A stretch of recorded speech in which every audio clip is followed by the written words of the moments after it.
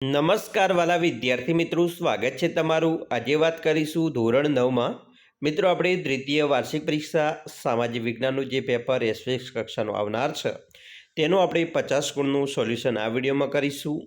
તો ચાલો વિદ્યાર્થી મિત્રો વિડીયોની શરૂઆત કરીએ। તેના પહેલાં ખાસ ચેનલમાં નવા હોય તો ચેનલને પણ અવશ્ય સબસ્ક્રાઇબ કરી વિડીયોને લાઇક અને શેર કરવાનું ન ભૂલતા। મિત્રો દ્વિતીય સામયિક પરીક્ષા ધોરણ 9 સામાજિક વિજ્ઞાનનું પેપર 50 ગુણનું છે અને 2 કલાકની અંદર આપણી શાળામાં પેપર પૂર્ણ કરવાનું છે। ત્યારે વિભાગ નંબર એની વાત કરીશું। નીચેના પ્રશ્નોના આપેલા વિકલ્પમાંથી સાચો વિકલ્પ પસંદ કરી જવાબ આપવાના છે। જેમાં પહેલો પ્રશ્ન છે, ભારત આવવાનો જળમાર્ગ કોણે શોધ્યો? તો અહીંયા આપણો જવાબ આવશે એ કોલંબસ છે। 2, નાઝી પક્ષનો સૈનિક ખભા પર લાલ રંગનું ક્યુ ચિહ્ન ધારણ કરતો? તો અહીંયા આપણો જવાબ આવશે એ સ્વસ્તિકનું। 3, બંગાળના ભાગલા અમલનો દિવસ કયા દિન તરીકે મનાવવામાં આવ્યો છે? તો અહીંયા પણ જવાબ આવશે એ રાષ્ટ્રીય શોક દિન। 4, બંધારણના ખરડા સમિતિના અધ્યક્ષ ખાલિયા હતા? તો જવાબ આવશે બી ભીમરાવ આંબેડકર।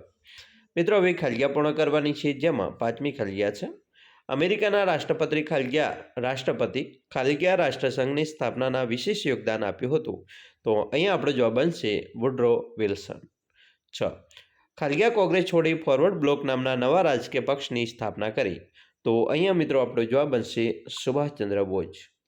7, ભારતમાં ખાલિયા રાજ્યો અને ખાલિયા કેન્દ્ર શાસિત પ્રદેશ છે? તો અહીંયા મિત્રો આપણો જવાબ બનશે મિત્રો 29 છે, તેની જગ્યાએ આપણે લખીશું 28 અને નવા 2 કેન્દ્ર શાસિત પ્રદેશો ઉમેરાયા છે એટલે 8 થયા।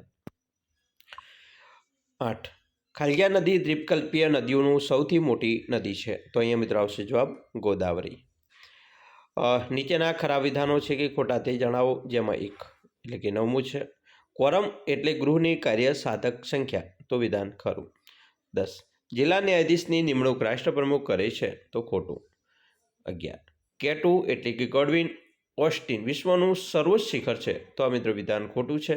કેટુ એ ભારતનું મિત્રો સર્વોચ્ચ શિખર છે, જ્યારે વિશ્વનું માઉન્ટ એવરેસ્ટ આવશે। યોગ્ય જોડકા જોડવાના છે, જેમાં WHO તો અહીંયા આવશે મિત્રો જવાબ વિશ્વ આરોગ્ય સંસ્થા। ભારતનો પ્રથમ સૂર્યોદય તો અરુણાચલ પ્રદેશમાં થાય। એના પછી મિત્રો નીચેના પ્રશ્નોના 1-2 શબ્દોમાં જવાબ આપવાના છે, જેમાં 14, કઈ ઋતુનો પાક રવિ પાક કહેવાય? તો મિત્રો શિયાળામાં લેવાતા પાક રવિ પાક કહેવાય। આ પાકને ઠંડી આબોહવામાં ફગાવે છે। ઘઉં, ચણા, સરસવ વગેરે રવિ પાક છે। 15, આલ્પાઇન વનસ્પતિવાળા વિસ્તારોમાં કયા કયા વૃક્ષો જોવા મળે છે? તો જવાબ આવશે આલ્પાઇન વનસ્પતિવાળા વિસ્તારમાં સિલ્વર, જુનિફર, બર્ચ વગેરે વૃક્ષો જોવા મળે છે। મિત્રો વિભાગ બીની વાત કરીશું। અહીંયા નીચે આપેલા પ્રશ્નો છે, 9માંથી 6 પ્રશ્નોના માગ્યા મુજબ જવાબ આપવાના છે, જેમાં 16, બંગાળના ભાગલા ક્યારે અને કોણે પાડ્યા, શા માટે? તો મિત્રો જવાબ છે, વિશાળ બંગાળ પ્રાંતમાં વહીવટી કાર્યક્ષમતા લાવવાના બહાના હેઠળ ઈસવીસન 1905માં તે સમયના વાઇસરોય કરજન બંગાળના પૂર્વ બંગાળ અને પશ્ચિમ બંગાળ એમ 2 ભાગલા પાડ્યા। આની પાછળ કરજનનો ઈરાદો સમગ્ર ભારતમાં સૌથી વધારે જાગૃત બંગાળી પ્રજાની હિન્દુ અને મુસ્લિમ પ્રજાની કોમી એકતા તોડવાનો હતો। વાઇસરોય મિન્ટોએ સિમલામાં તેમની મુલાકાત આવેલા મુસ્લિમોના પ્રતિનિધિમંડળને કોમવાદના ધોરણે અલગ મતાધિકારની માગણી રજૂ કરવા જણાવ્યું। 17મો પ્રશ્ન છે, લાલા લજપતરાયનું અવસાન સાથે થયું? તો જવાબ, લાહોરમાં સાયમન કમિશનના વિરોધમાં નીકળેલા સરઘસની આગેવાની લાલા લજપતરાયે લીધી હતી। એ સમયે અંગ્રેજ અમલદાર જોહન સોન્ડર્સના હુકમથી અંગ્રેજ પોલીસે લાલા લજપતરાય પર લાઠીઓના સખત ફટકાર કર્યા। લાઠીચાર્જની જીવલેણ ઇજાઓને કારણે મિત્રો લાલા લજપતરાયનું અવસાન થયું। એના પછી 18મો પ્રશ્ન, દાંડીકૂચ ક્યાં યોજવામાં આવી હતી અને શા માટે? તો મિત્રો દાંડીકૂચ અમદાવાદના સાબરમતી હરિજન આશ્રમથી નવસારી જિલ્લામાં આવેલા દાંડી બંદર સુધી યોજવામાં આવી હતી। સવિનય કાનૂન ભંગના આંદોલનના ભાગરૂપે મીઠાના કાયદાનો ભંગ કરવા દાંડીકૂચ યોજવામાં આવેલી। 19, નીચેની પારિભાષિક શબ્દોની સમજૂતી આપવાની છે, જેમાં 1, રાજ્યવાદી। રાજ્યવાદીમાં સૂચવેલા વિષયો પર રાજ્ય સરકારો કાયદા ઘડી શકે તેમજ તેમાં ફેરફાર કરી શકે છે। આ યાદીમાં મુખ્યત્વે કાયદો અને વ્યવસ્થા, શિક્ષણ, સ્થાનિક સ્વરાજ્યની સંસ્થાઓ, દ્રષ્ટિ, સિંચાઈ, આરોગ્ય, રાજ્યનો આંતરિક વ્યાપાર અને વાણિજ્ય જેવા 66 વિષયોનો સમાવેશ થાય છે। બીજું છે સંયુક્ત યાદી। આ યાદીમાં સૂચવેલા વિષયો પર કેન્દ્ર, સંઘ સરકાર અને રાજ્ય સરકારો બંને કાયદા ઘડી શકે છે. આમ છતાં કોઈ વિષય પર કેન્દ્ર અને રાજ્ય એમ બંનેની સરકારો કાયદા ઘડે તો માત્ર કેન્દ્ર સરકારે ઘડેલો કાયદો અમલમાં રહે છે. એના પછી 20મો પ્રશ્ન છે, કારણ આપવાનું છે. હકો અને ફરજો એક સિક્કાની બે બાજુઓ છે. જવાબ: હક અને ફરજ એકબીજાની પૂરક છે. આપણે અમુક હકનો વિચાર કરીએ એટલે તેની સાથે સંકળાયેલી ફરજનો વિચાર પણ કરવો જ પડે છે. ફરજ વિનાનો કોઈ હક નથી અને હક ન હોય ત્યાં ફરજ પણ હોતી નથી. એક વ્યક્તિનો હક બીજી વ્યક્તિ માટે ફરજ બની રહી છે. હકે ભોગવવા માટે ફરજ અચૂક બજાવવી પડે છે. એક નાગરિક પોતાને હક ભોગવે ત્યારે બીજાના તે પ્રકારના હકો જાળવવા એ તેની ફરજ બની રહે છે. રસ્તાની ડાબી બાજુએ ચાલવાની આપણી ફરજ છે, તેમ બીજાને પણ એ રસ્તા પર સરળતાથી મિત્રો ચાલવાનો હક છે. આ પરથી સ્પષ્ટ થાય છે કે હક વિના ફરજ નથી અને ફરજ વિના હક નથી. હક અને ફરજ એકબીજાના સાથે ગાઢ સંબંધ મિત્રો સંકળાયેલા છે. તેથી તે બંને એકબીજાની એક સિક્કાની બે બાજુ સમાન છે. 21મો પ્રશ્ન છે, ફોજદારી દાવા અંગેની અપીલમાં સર્વોચ્ચ અદાલતની સત્તાઓ વર્ણવો. મિત્રો, ફોજદારી દાવા અંગેની અપીલમાં સર્વોચ્ચ અદાલતની સત્તાઓ જોઈએ તો 1. ફોજદારી દીવાના ચુકાદામાં રાજ્યની વડી અદાલતે આરોપીને ફાંસીની સજા ફરમાવી હોય અને અપીલ કે પુનર્વિચાર માટે પ્રમાણપત્ર આપ્યું હોય તો એ ચુકાદા વિરુદ્ધ સર્વોચ્ચ અદાલતમાં અપીલ કરી શકાય છે. કોઈપણ રાજ્યની વડી અદાલતમાં ચાલતા મુકદ્દમાને સર્વોચ્ચ અદાલત પોતાની અદાલતમાં તબદીલ પણ કરી શકે છે. 22મો પ્રશ્ન છે, સર્વોચ્ચ અદાલતની મૂળભૂત ક્ષેત્રાધિકાર હેઠળની સત્તાઓ વિશે જણાવો. તો મિત્રો, સર્વોચ્ચ અદાલત મૂળભૂત ક્ષેત્રાધિકાર હેઠળ નીચે પ્રમાણે સત્તાઓ ભોગવે છે, જેમાં તે સંઘ સરકાર કે સંઘના એક કે તેથી વધુ રાજ્યો વચ્ચેના ઝઘડા કે મતભેદોનો નિકાલ લાવે છે. એક તરફ સંઘ સરકાર તથા એકથી વધારે રાજ્યો અને બીજી તરફ સંઘના એકથી વધુ રાજ્યો હોય તો સર્વોચ્ચ અદાલત તેમની વચ્ચેના મતભેદોનો નિકાલ કરે છે. તે સંઘના 2 થી વધુ રાજ્યો વચ્ચેના મતભેદોનો નિકાલ લાવે છે.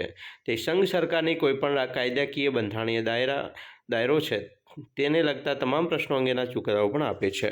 તે નાગરિકોના મૂળભૂત હકોનું રક્ષણ અને જતન પણ કરે છે.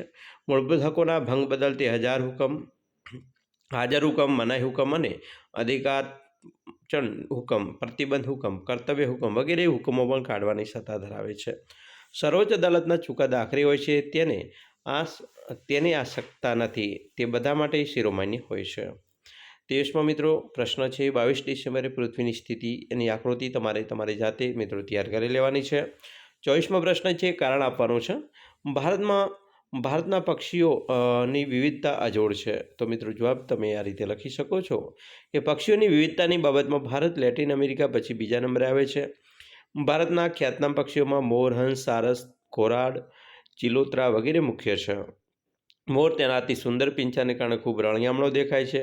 2 ફૂટથી વધુ ઊંચાઈ, સારસ અને સૌથી વધારે વજનદાર ઘોરાડ પણ આકર્ષક પક્ષીઓ છે. શિયાળામાં કચ્છના રણમાં ઈંડા મૂકવા હજારોની સંખ્યામાં આવતા સુરખાબ પક્ષીઓ પણ અનેરું સુરખાબ નગર રચે છે. મીઠા અવાજવાળું કોયલ પક્ષી પણ ખૂબ જ પ્રખ્યાત છે. ભારતમાં કાગડા, કબૂતર, કાબર, ચકલી, પોપટ, બતક, બાજ, ઘુવડ, ગીધ, સમડી વગેરે અનેક જાતના પક્ષીઓ ખૂબ મોટી સંખ્યામાં છે. આમ ભારતના પક્ષીઓની વિવિધતા અજોડ છે. મિત્રો, વિભાગ C-ની વાત કરીશું. નીચે આપેલ કોઈપણ 8માંથી 5 પ્રશ્નોના જવાબ આશરે 60 થી 80 શબ્દો મિત્રો લખવાના છે. તો એની અંદર જોઈએ 25મો પ્રશ્ન, બીજા વિશ્વયુદ્ધ પછી મહાસત્તાઓ વચ્ચેના સંબંધો સાથે તણાવપૂર્ણ બન્યા. તો મિત્રો સરસ મજાનો જવાબ આપણે લખી શકીએ કે દ્વિતીય વિશ્વયુદ્ધ પછી અસ્તિત્વમાં આવેલી પરસ્પર વિરોધી વિચારસરણીવાળી 2 મહાસત્તાઓ અમેરિકા અને સોવિયત યુનિયન વચ્ચે સમગ્ર વિશ્વ પર પ્રભુત્વ સ્થાપવાની તીવ્ર સ્પર્ધા શરૂ થઈ. પરસ્પરની શંકા, કુશંકા અને અવિશ્વાસમાંથી જન્મેલા ભયને કારણે બંને મહાસત્તાઓએ પોતપોતાના લશ્કરી જૂથો બનાવ્યા.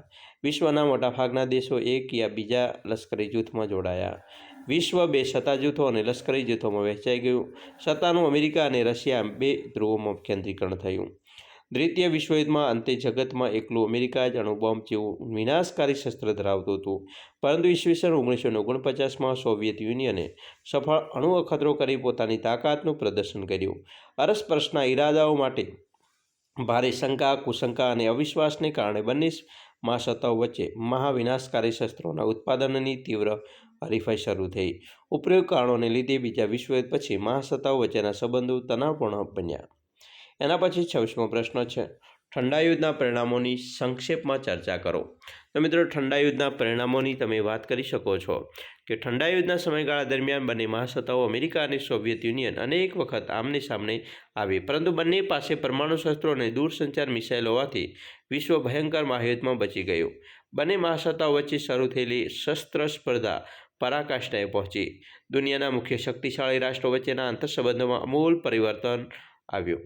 દ્વિતીય વિશ્વયુદ્ધના અંતે જગતમાં અમેરિકા એકલો જ અણુબોમ્બ જેવું વિનાશકારી શસ્ત્ર ધરાવતું હતું, પરંતુ ઈસવીસન 1949માં સોવિયત યુનિયને સફળ અણુ અખતરો કરી પોતાની તાકાતનું પ્રદર્શન કર્યું. વિશ્વના મોટાભાગના દેશોને એકબીજા પ્રત્યે ભારોભાર અવિશ્વાસ હતો.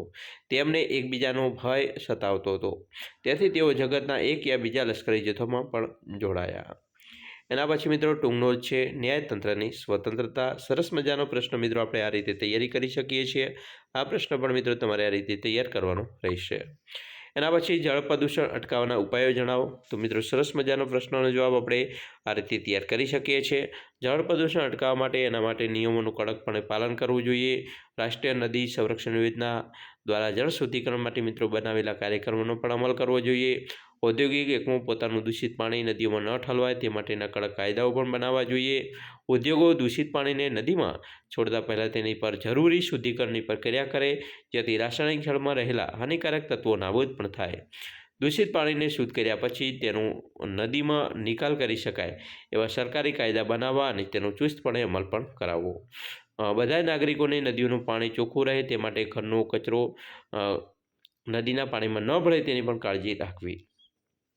એના પછી 29મો પ્રશ્ન છે આબોહવાની માનવ જીવન પર થતી અસરો. તો મિત્રો માનવ જીવન પર અસર કઈ કઈ થાય છે? સરસ મજાનો આપણે ટૂંક નોંધ અહીંયા લખી શકીએ છીએ આ રીતે, અને તૈયાર પણ કરી શકીએ છીએ. એના પછી મિત્રો ભારતનું ઋતુચક્ર, એના વિશે સમજૂતી આપવાની છે. તો મિત્રો લખી શકીએ કે ભારતમાં લગભગ 2 મહિનામાં સમયગાળા દરમિયાન હવામાન એકસરખું રહે છે. આ સમયગાળાને ઋતુ કહેવામાં આવે છે. ભારતમાં પરંપરાગત રીતે 6 ઋતુઓ છે, જેમાં હેમંત, શિશિર, વસંત, ગ્રીષ્મ, વર્ષા અને શરદ. બરાબર. તો આ રીતે મિત્રો તમારે યોગ્ય રીતે પ્રશ્નોના જવાબ લખવાના છે, જેમાં 4 ઋતુઓ છે એનું વર્ગીકરણ કરેલું છે. જેમ કે શીત ઋતુ એટલે કે શિયાળો ડિસેમ્બરથી ફેબ્રુઆરીમાં હોય, ઉષ્ણ એટલે ઉનાળો માર્ચથી મે, વર્ષા ઋતુ એટલે ચોમાસું જૂનથી સપ્ટેમ્બર, અને નરવર્તન ઋતુ એટલે કે પાછા ફરતા મોસમી પવનની ઋતુ જે ઓક્ટોબર અને નવેમ્બર કહેવાય. એના પછી મિત્રો 31મો પ્રશ્ન છે વન્યજીવ સંરક્ષણના ઉપાયો. તો વન્યજીવ સંરક્ષણના ઉપાયો કેવી રીતે લખવા એ પણ સરસ મજાની સમજૂતી સાથે પ્રશ્ન આપેલો છે, લખી શકો છો. ભારતમાં મિત્રો રેખાંકિત નકશામાં નીચેની વિગતો દર્શાવવાની છે. અહીંયા મિત્રો તમે રેખાંકિત નકશો પણ ભારતનો જે તમને આપેલો હશે, બરાબર, એ તમારે અહીંયા રેખાંકિત નકશાની અંદર મિત્રો સરસ મજાની જે અલગ અલગ આપેલી છે, બરાબર, એ લખી શકો છો. જેમ કે અહીંયા નર્મદા નદી બતાવવાની છે, તો અહીંયા તમે નર્મદા નદી બતાવી શકો છો, બરાબર. પછી મિત્રો મહી નદી બતાવી શકો છો અહીંયા, અને કાવેરી નદી જે અહીંયા આપેલું છે, બરાબર, તો અહીં બતાવી શકો છો.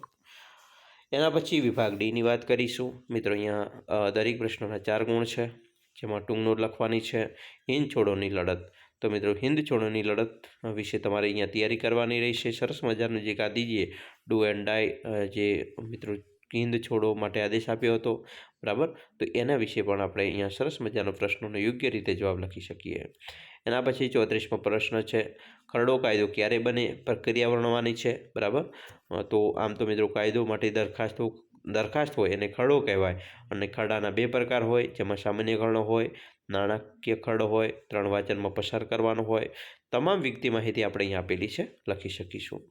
35મો પ્રશ્ન જંગલોના જતન માટેના ઉપાય પણ જણાવો. તો એના વિશે પણ મિત્રો સરસ મજાનો જવાબ આપણે આ રીતે લખી શકીએ છીએ, અને યોગ્ય વિસ્તૃત તૈયારી કરી શકો છો. મિત્રો આ રીતે તમારે પણ તમારી તૈયારી કરવાની રહેશે. અમે આશા રાખીએ છીએ તમને આપણા વિડીયો ખૂબ જ ઉપયોગી નીવડશે. અને ખાસ મિત્રો વિડીયો ગમે હોય તો લાઇક, શેર અને સબસ્ક્રાઈબ કરવાનું પણ ન ભૂલતા.